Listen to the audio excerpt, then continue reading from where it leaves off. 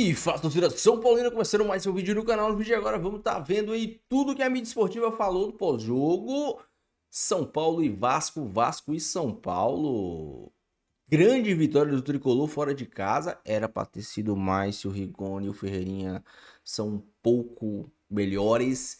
Mas o importante é que o nosso Tricolor venceu fora de casa e passou o Vasco e se aproximou ainda mais da vaga na Libertadores. Estamos na busca da vaga para a próxima Libertadores. Quero que você comente o que você achou do jogo, o que você achou da atuação do nosso querido Tricolor. Antes de mais nada, já sabe, deixa aí embaixo, deixa seu like, se inscreva no canal, ative o sininho de notificações. Tem vídeo no canal todos os dias para vocês curtirem. Bora assistir o vídeo junto? No final, você sabe, eu volto. A gente fala muito de São Paulo e muito dessa grande vitória do nosso Tricolor. Crédito de direitos autorais, deixa a inscrição, sem mais enrolação. Simbora pro vídeo. Equilibrado, tranquilo, né, pressionando o Vasco. O Vasco finalizou inúmeras vezes. O Vasco foi para, deixa eu ver a quantidade de finalizações aqui, 25 finalizações. Exato. 25. Só que o São Paulo acertou o dobro de vezes, chutando menos da metade. Isso que eu falei, a questão do segundo tempo, mais agudo. A gente viu nos lances ali, tem mais do Vasco, mas os lances do São Paulo são mais... Ele tem espaço para progredir num time dentro de uma equipe que sai, quer dizer, ele vai vertical. O São Paulo que vai com 3 zagueiros, vai com um meio de campo bem protegido. E na tentativa de, quem sabe, o Lucas decide. O São Paulo foi nessa base, né, com muitos desfalques. Então a vitória, pelo número de desfalques, pela quase que única forma de jogar, o São Paulo conseguiu um resultado extraordinário contra uma equipe que está num momento bom no campeonato. E aí tomou uma pancada muito forte. Mas o pênalti... foi engraçado loucura, que, assim... Né? A linha de jogo, a ideia de jogo do São Paulo foi essa, foi explorar contra-ataque. Acho que o São Paulo explorou bem o contra-ataque o jogo todo, porque no primeiro tempo também ele teve boas oportunidades ali, né? O Vasco pressionava e o São Paulo tinha esse espaço que era dado pelo Vasco para contra-atacar. Mas o curioso é que a exceção foram 5 minutos iniciais. 5, 6 minutos iniciais, quando o São Paulo bota uma pressão ali na marcação na saída de bola do Vasco. Essa marcação impede o Vasco de jogar. Então, foi algo surpreendente, até pelo contexto, pela conjuntura do jogo e os desfalques do São Paulo. Mas isso rapidamente mudou. A partir dos 10 minutos, acho que o jogo já toma aquele roteiro que a gente imaginava que seria o mais comum, com o Vasco tendo mais bola, tanto que o Vasco termina com mais de 60% de posse, tendo mais volume de jogo, acho que finalizou 25, 26 vezes por aí, mas o São Paulo levando perigo nos contra-ataques sempre, né? E acho que essa foi a tônica do jogo. Óbvio que no segundo tempo ia se tornar ainda mais a tônica do jogo, também pelas mudanças feitas pelo Diniz, mas eu não condeno muito a atitude do Vasco. Há quem acha que ele abriu o time cedo demais, né? Quando ele tira um volante para colocar mais um atacante. Mas eu acho que, assim, dado o contexto do jogo e olhando para o que o Vasco conseguiu produzir, também não consigo muito crucificar essa decisão. O problema é que o Vasco não conseguiu fazer a bola entrar, por mais que tenha criado. O espaço que seria dado ao São Paulo foi dado, de fato, né? Em algumas o São Paulo desperdiçou e no final conseguiu matar o jogo. Mas eu acho que é aquele típico jogo que eu não consigo dizer que ninguém jogou mal. Acho que dentro das conjunturas ali, as duas equipes fizeram, no caso do Vasco, uma razoável para boa partida. Claro que o Vasco já jogou melhor em jogos recentes, sem dúvida, mas é que o Vasco vinha jogando muito bem.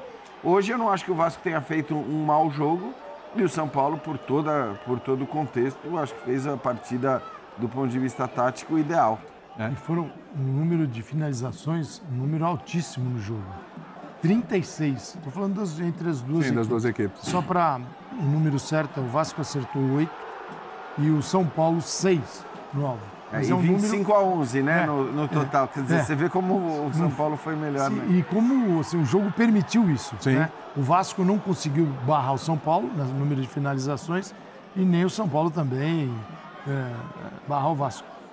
E acho que quando o William falar, as chances do São Paulo foram mais claras, eu acho que tem um pouco a ver também com o fato de que não tem jeito. Chance em contra-ataque... É isso, porque abriu.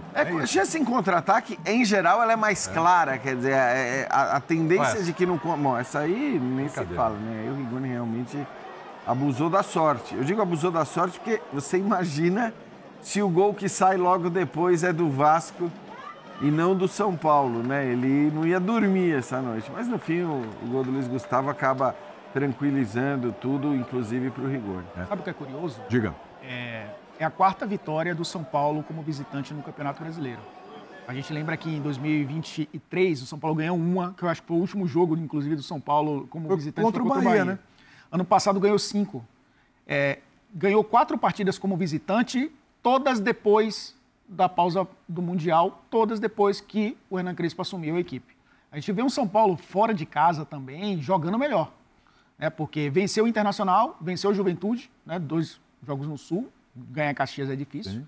Viajou para Fortaleza, ok, o Fortaleza na zona de rebaixamento, assim como o próprio Juventude ganhou do Fortaleza e agora ganha do Vasco, que é um time que a gente sabe que no São Januário joga melhor do que joga fora de casa. A notícia boa, Elton, diante disso que você está falando, é que o São Paulo agora só joga fora de casa. Exatamente. Esse ponto como mandante. Então, é nesse ponto que eu ia entrar. É nesse ponto que eu ia entrar. Obviamente, né, que o São Paulo vai jogar como mandante fora do Morumbi.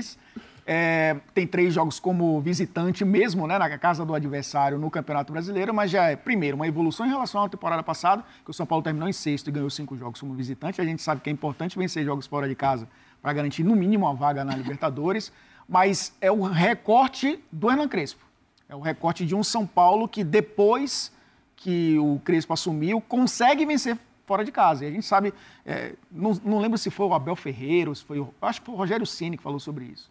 Pega a tabela do Campeonato Brasileiro e olha quantos times vencem como visitante. Mais de 5 jogos. Poucos. São Paulo já conquistou 4.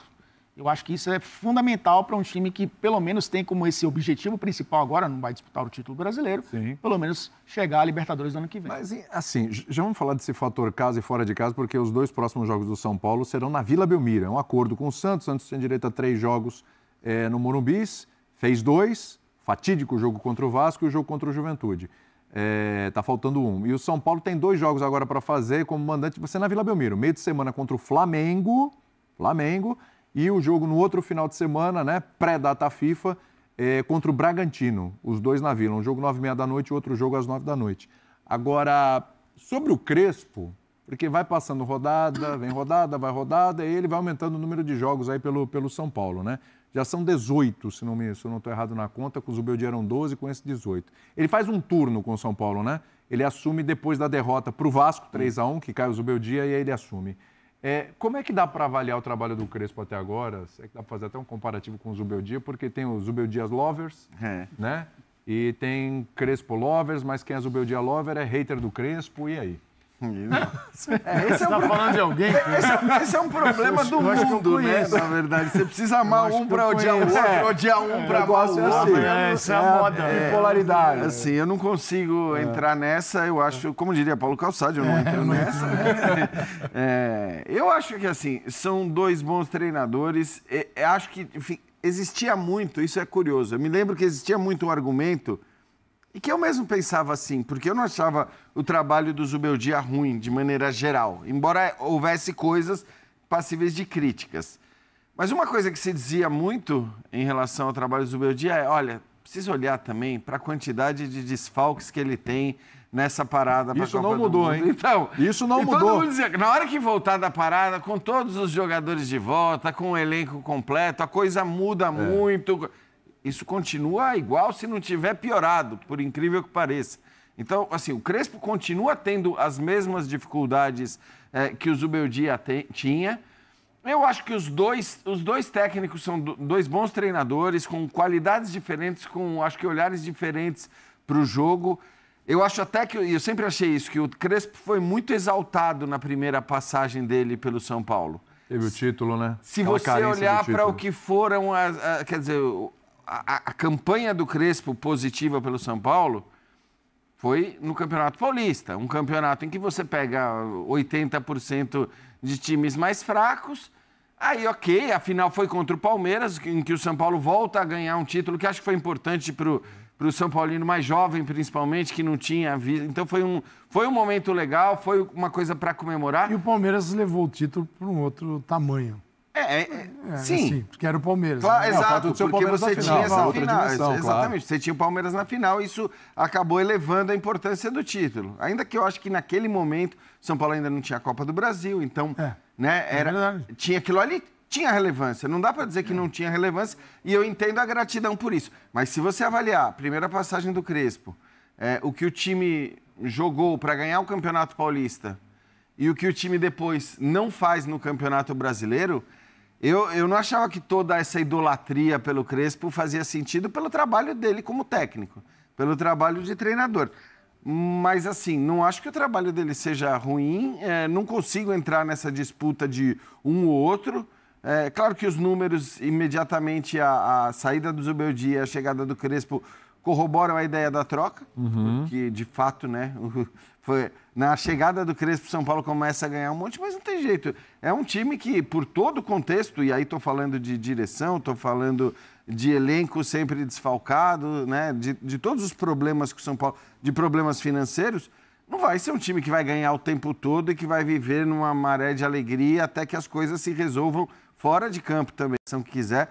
A argumentação da direção do São Paulo é que não seriam tantos jogos fora do Morumbi, porque o calendário era outro, e depois da mudança no calendário do futebol brasileiro, né, com os jogos do brasileiro sendo trazidos para essas datas, o São Paulo acaba perdendo mais jogos em casa. E olha, no momento crucial. Momento, né? Quer dizer, esses 2 próximos jogos são importantíssimos. As turnês internacionais se planejam melhor que o nosso calendário. Exato, sem dúvida, exatamente. Com muita antecedência. Não tem cancelamento, dificilmente tem um cancelamento e tal, uma mudança.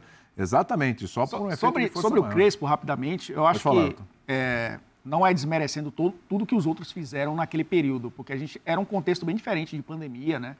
Sem torcida, e ele, até na volta dele, ele fala que ter o Morumbi com torcedor, que ele vai conhecer pela primeira vez, né, na oportunidade quando ele foi apresentado, e também ele fala muito sobre a evolução dele como treinador. Sim. De lá para cá.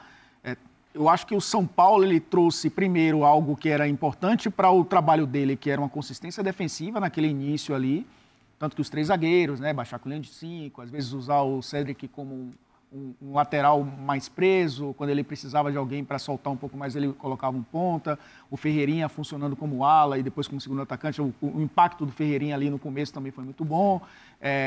Ele tinha o André Silva, que funcionava muito bem com o Luciano, ele acabou perdendo e aí lesionou e mudou um pouco a forma do time jogar. Eu acho que ele amadureceu muito na leitura de jogo em relação àquele período. Eu estou com o Jean, que eu acho que era um contexto bem diferente, né? Porque ele acabou sendo campeão num contexto onde todos ali tinham problemas. Perdia jogador por Covid e perdia jogador também por esse protocolo de 7, 8, 10 dias, né, que acabava ficando fora. Eu não sei se nem a Covid tirou tanto jogador do São Paulo quanto esse ano. Um negócio impressionante. Sim, mas eu acho que tirou dos adversários também, né? Sim, eu acho exatamente. Que isso também é um contexto diferente. Mas eu acho que, olhando para... E fazendo essa comparação, também não quero entrar no mérito de quem é melhor, quem é pior. Zubeldia e Crespo, eu acho que ele consegue extrair mais do que ele não tem, do que o Zubeldia conseguir extrair. Essa sequência agora, entre aspas, fora de cá é isso, né? O Jean explicou bem aqui, teve uma questão de mudança de calendário que acabou determinando aí esses shows, né?